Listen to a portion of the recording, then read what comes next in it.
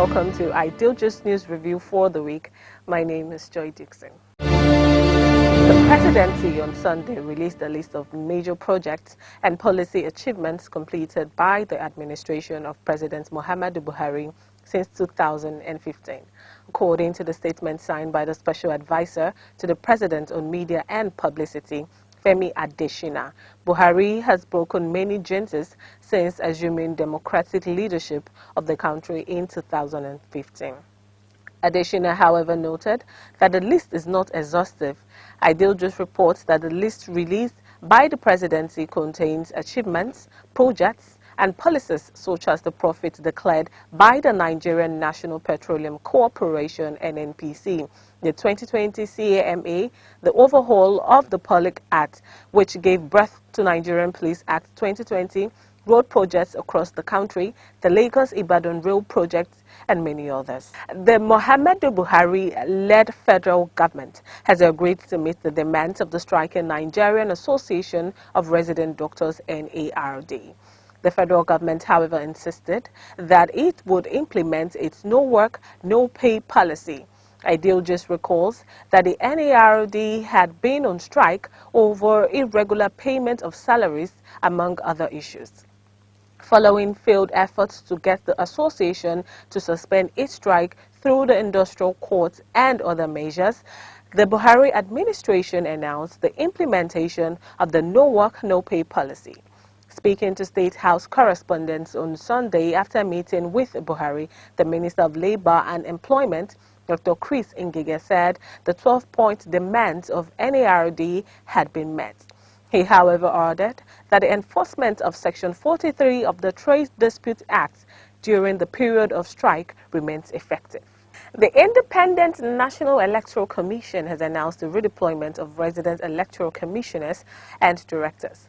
This was made known in a statement titled Redeployment of 5 recs and 4 directors released to newsmen by INEC National Commissioner and Chairman, Information and Voter Education Committee, Festus Okoye. He said in the new postings, the REC Osun State Olusegun Agbaje has been redeployed to Ogun State.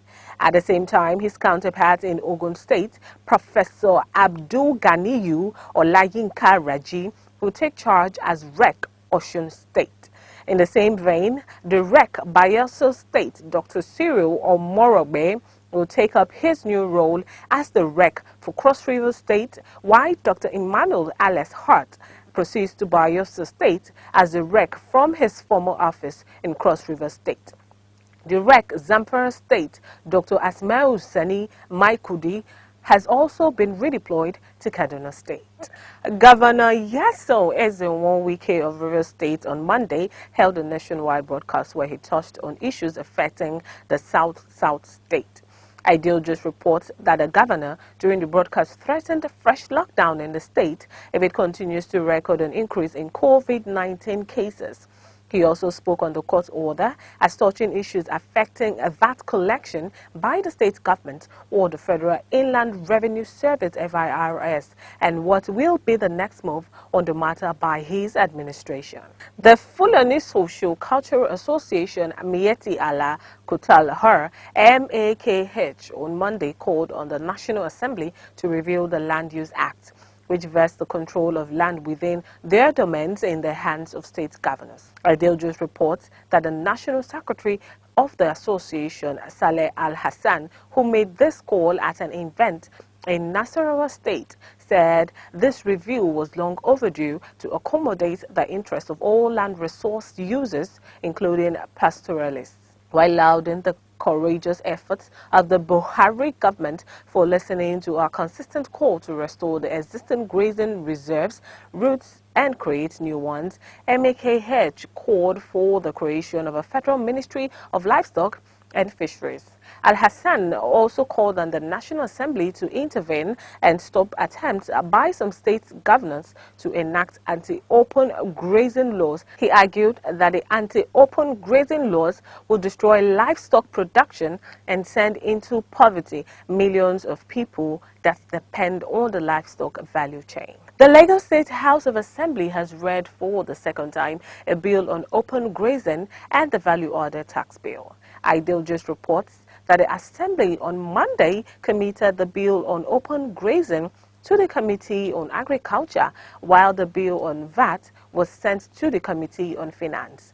This was made known in a statement known by Eremo Shele Ebomele, the Chief Press Secretary to the Lagos Assembly Speaker of the House, Madashiru Obasa, described the prohibition of open cattle grazing bill as timely and one that would ensure harmonious relationships between herders and farmers and protects the environment of the state and the Southwest Zone.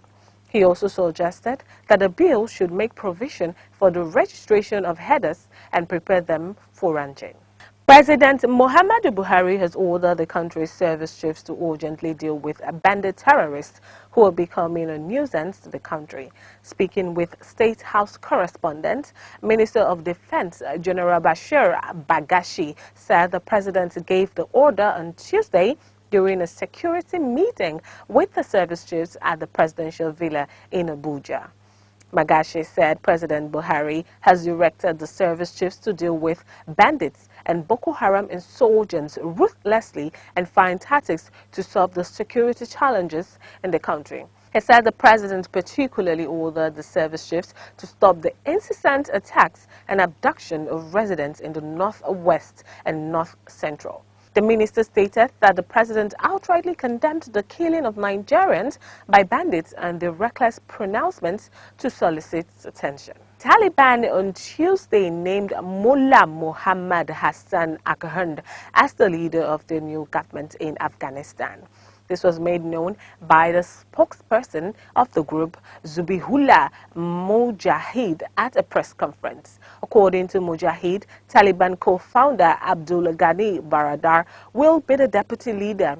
Sirajuddin Haqqani, who is wanted by the Federal Bureau of Investigation (FBI), was declared the new acting Interior Minister. Hassan Akhund, the new Prime Minister, served as Deputy Foreign Minister from 1996 to 2001 when the group were last in power. Sirajuddin Haqqani, the acting Interior Minister, is head of the militant group known as the Haqqani Network, who were affiliated with the Taliban and have been behind some of the deadliest attacks in the country's two-decade-long war. President Muhammadu Buhari-led government has approved the national policy of fifth-generation 5G networks for the country's digital economy. The policy was approved on Wednesday, 8th September, during the weekly Federal Executive Council presided by President Buhari himself. Confirming the development, Femi Adeloyu, Technical Assistant on Information Technology to Issa Ali Ibrahim Pantami, Minister of Communications and Digital Economy, said the country will, as a result of the development, enjoy advantages which include much lower latency, higher bandwidth, greater device density, longer battery life for nodes, and greater network flexibility. He noted that implementation of the national policy is with immediate effect. Rivers State Governor Nyesom Wike has threatened that he would not hesitate to shut down the office of any oil company or other business outfit that continues to pay VAT to the Federal Inland Revenue Service (FIRS) as from this September. This is as he declared that all VAT payments in Rivers must be made into the coffers of the state government as from the said date. He also warned the FIRS not to believe it can use federal might to intimidate him, as he is a governor that has the political will to talk and execute. Wike made the submissions on Wednesday in Port Harcourt, the state capital, during a televised live meeting with business owners and operators in the state. Speaking during the meeting with business people in the state on Wednesday, Wike noted that the injustice where some states generate VAT revenue and some other states share the funds must stop. He added that he won't hesitate to take over all FIRS offices in Rivers State if the federal government agency insists on using federal might on a case that has been decided by the court of law. The federal government has recognized Kogi State as one of the oil-producing states in the country. The Revenue Mobilization Allocation and Fiscal Commission, RMAFC, made this known in a letter dated August 25, 2021, and signed by its Secretary M.B. Shehu. According to the letter, which was addressed to the state's governor, Yahaya Bello, the commission has attributed Order River Oil Well 1 to the North Central State. The letter ordered that the state is also eligible for the 13th derivation fund as enshrined in Section 162, subsection 2 of the Nigerian Constitution. It ordered that the Commission has also approved the attribution of Anambra River 1, 2, and 3 oil wells to be shared on a 50% basis between Anambra and Kogi, depending on the final delineation of boundaries between the two states. President Muhammadu Buhari has made fresh promises to the people of Imo State. Buhari had visited the state on Thursday to commission projects which include Nazenekede Ihiagwa Obinze Link Road Phase 1, an underground tunnel on the Tiger Road, Owerri, the Ebada bypass, and the new State Executive Council chambers at the Government House, among others. Speaking at the colorful event, Buhari assured the state governor Hope Uzodinma that he would help him fight security challenges ravaging the state. He also promised to assist the governor to deal with infrastructural deficits of the state. Troops of the Nigerian military have recorded another major success in the fight against insurgency in the country with the arrest of a high-profile Boko Haram terrorist.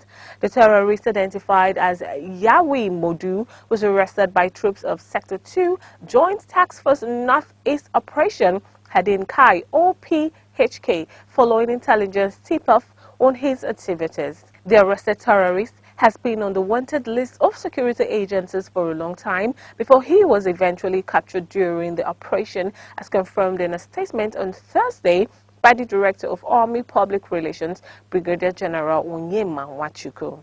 After the arrest, the troops also raided Boko Haram improvised explosives, devices, materials, storehouse located in Damboa in Gashua local government areas of Borno and Yobe states, respectively.